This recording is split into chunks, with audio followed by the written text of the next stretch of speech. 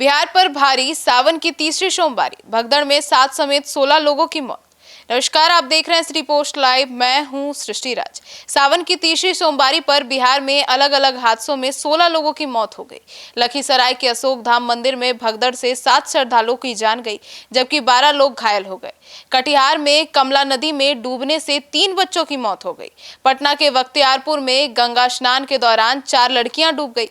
कई परिवारों के लिए सावन की तीसरी सोमवारी के दिन मातम का माहौल कायम हो गया।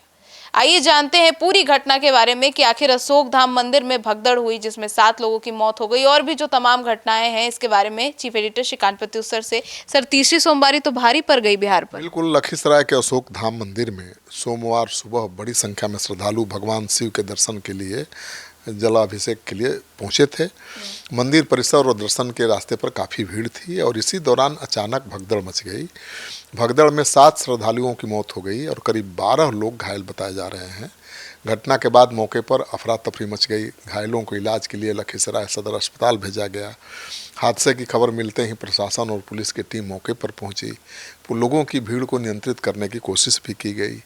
घटना के बाद मंदिर परिसर में सुरक्षा व्यवस्था को लेकर भी सवाल उठ रहे हैं। सर, ऐसे में भगदड़ कैसे मची और पुलिस प्रशासन क्या कर रहा था उस दौरान? देखिए, बिहार के लखीसराय में अशोक धाम मंदिर परिसर में मची भगदड़ की मुख्य वजह एक केबल वायर पोल गिरने के बाद फैली अफवाह है। अफवाह फैली कि करंट आ गया है पानी में, ज़मीन पर पोल गिर गया है, कई लोग मर गए हैं और कुछ लोग भागो भागो करने लगे, तो भगदड़ मच गई। प्रशासन और चश्मदीदों के अनुसार हादसे के मुख्य कारण करंट फैलने की अफवाह ही है। हालांकि बिजली से किसी की मौत हुई है या नहीं, अभी तक बात सामने नहीं आई है, लेकिन भगदड़ में तो 7 लोगों की मौत हो गई है। पुरुषों की कतार की तरफ इंटरनेट या डिश का एक केबल वायर गिर गया था और इसके बाद अचानक अफवाह फैल गई कि 11,000 वोल्ट का हाई टेंशन बिजली तार गिर गया है और करंट फैल रहा है। अफवाह सुनते ही जान बचाने के लिए पुरुषों की कतार में अफरा तफरी मच गई और लोग शोर मचाते हुए भागने लगे। इस पैनिक से पुरुषों की तरफ की बैरिकेडिंग टूट गई और पूरी भीड़ का दबाव दूसरी तरफ लाइन में लगी महिलाओं की कतार पर आ गया। महिलाएं संभाल ही नहीं पाई, वो गिरने लगी और भगदड़ में वो कुचली गई।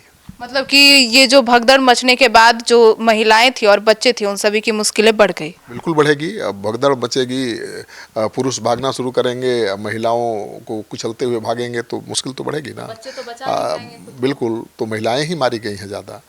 दबाव बढ़ने से महिलाएं अपने आप को संभाल नहीं पाईं और 2 मिनट के भीतर करीब 20 से 25 महिलाएं एक दूसरे के ऊपर गिरती चली गई, जिससे दम घुटने और दबने से उनकी मौत भी हो गई है।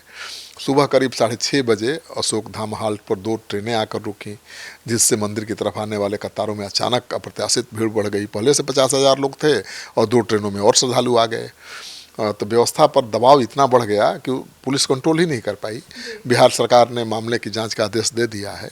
स्थिति को संभालने के लिए प्रशासन के अधिकारी, पुलिस के अधिकारी मौके वारदात पर लगातार कैंप कर रहे हैं।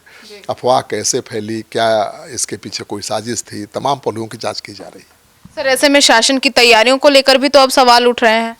पहला तो पोल ही को लेकर सवाल उठ रहा है कि भाई बिजली का खंभा, 25 फीट लंबा खंभा गीली मिट्टी में क्यों गाड़ा गया था, कंक्रीटिंग प्रॉपर क्यों नहीं की गई थी और पहले से क्यों नहीं की गई थी। बिल्कुल सवाल उठ रहा है।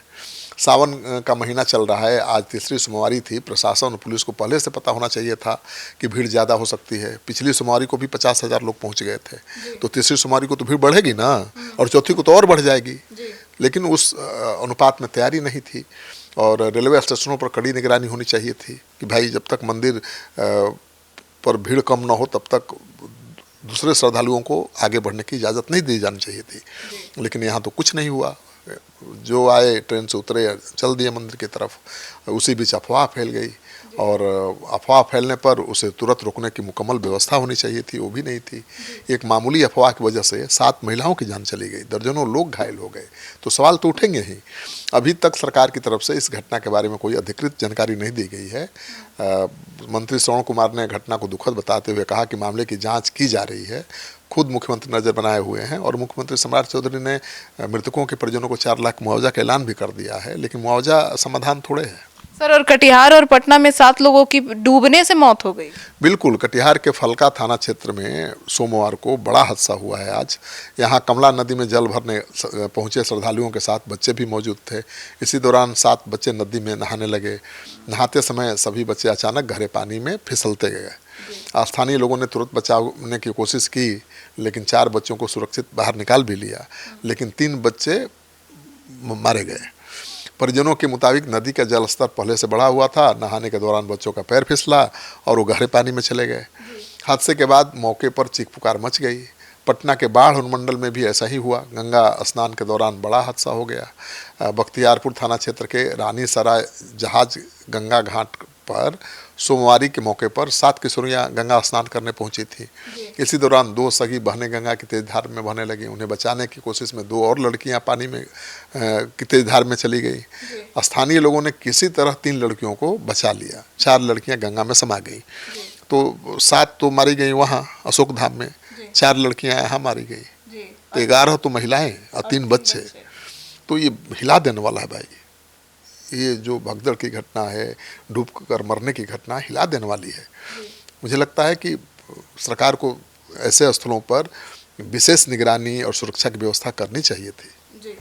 तो सुना आपने, तो ये थी आज सावन की तीसरी सोमवारी की दुखद घटनाएं। धन्यवाद।